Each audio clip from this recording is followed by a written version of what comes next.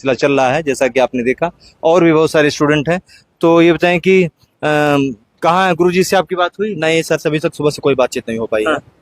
सुबह हम लोग वीडियो देखे इंस्टाग्राम पे कि कोचिंग सील हो गई है। हाँ। तो हम लोग यहाँ आए तो यहाँ पता चला कि जो कैंडल मार्च निकाला गया था, हाँ। उसी लिए रोका गया है। 13 तारीख को सर ने 12 तारीख को लखनऊ जाने का भी आह्वान कर रखा था। हाँ। तो उसी चक्कर में ये हो रहा तो है। आप किस बैच में हैं आप? हम यूपीएसआई 01 बैच में यहाँ पढ़ते थे और इसमें यूपी पुलिस कांस्टेबल की तैयारी कर रहे हैं। आज हमारी मैराथन भी लगी थी और हमारा मॉक टेस्ट भी होना था।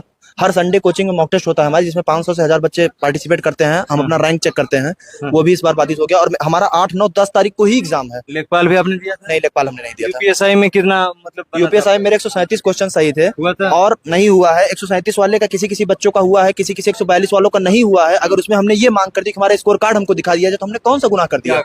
क्या गुनाह कर दिया? और सर ने हमारे लिए आवाज उठा दी है, तो क्या गुनाह कर दिया सर ने? आयोग और सरकार जब ये कहते हैं कि कोई भी परीक्षा निष्पक्ष होगी, पारदर्शी होगी, जवाबदेही के साथ होगी, पूरी जिम्मेदारी के साथ होगी, तो पारदर्शिता तो यही कहती है कि हर व्यक्ति को उसको अंक जानने का अधिकार है कि वो कितना नंबर पाके पास हुआ है, कितना नंबर पाके फेल हुआ है। तो प्रक्रिया के बीच में छात्र अगर नहीं रहेगा तो एक तरफा संवाद इस देश में कैसे चलेगा? और परीक्षा और आयोग और सरकारें तब तो तानाशाह हो जाएंगी।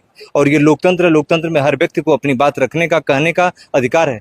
और इस व्यक्ति, ये तो भारत की आजादी ही कहीं न कहीं से इसी नींव पे पड़ी है कि हमने अंग्रेजों से लड़ाई लड़ी, ना जाने कितने आंदोलन हुए, ना तो गार्जियन के बाद, माँ बाप के बाद अगर कोई होता तो ना जाने कितने आंदोलन हुए, ना तो गार्जियन के बाद, माँ बाप के बाद अगर कोई होता तो अध्यापक होता है। अगर विवेक सर हम लोगों के लिए आवाज उठा रहा है तो सबसे पहले कोचिंग को सील करने का ये क्या नियम है? ये किस बेसिस पे इन्होंने किया है? इसी कोचिंग में 3 साल चल रहा है। 3 दिन पहले कोचिंग में मॉक ड्रिल हुआ, अग्निशामक वाले आए, पूरा बकायदा उन्होंने बैनर लगा के गए हैं, आग बुझाने की पूरी प्रक्रिया बता के गए, पूरा फायर चेक करके गए, सारे गैसों को चेक करके गए। तब तो उन्होंने इस मोहर मार दिया कि सब कुछ सही है, और 2 दिन बाद बिल्डिंग को निर्माण दिन बता के सील करके जा रहे हैं। ये क्या नियम है? केवल इसलिए कि आप 12 तारीख को लखनऊ आने का आह्वान कर दिए, आप बच्चों के हक के लिए बोल दिए, आप इसके लिए कोचिंग सील कर देंगे? किस बेस पे ये हो रहा है? भाई लखनऊ में तो लगातार ऐसा थोड़ी कि सिर्फ छात्र ही जा रहे हैं। जो भी समस्या से पीड़ित है, जिसके भी साथ कोई प्रॉब्लम है, तो अपनी बात मुख्यमंत्री से नहीं कहेगा तो किससे कहेगा? अभिभावक तो पूरे प्रदेश के सराप हैं। तो अब सारी बात को सुनने का हक आपको है। छात्र गांधीवादी तरीके से, ऐसा तो नहीं कि कोई हिंसक वारदात हुई। कैंडल मार्च हुआ उस दिन, पूरा ट्रैफिक का रूल रखा गया। यहाँ तक कि हमारे कोचिंग के जितने टीचर थे, विवेक सर प्रदर्शन में थे, बाकी सारे टीचर ट्रैफिक मैनेज करने में थे। उनके वीडियो आप उठा के देख सकते हो। उन्होंने ट्रैफिक को कंट्रोल किया, बच्चों को बोला। जैसे ही मार्च खत्म हुआ, सर ने सारे बच्चों को लेकर तुरंत वापस आ गए। 1% के वहां पे कुछ नहीं होने दिया उन्होंने।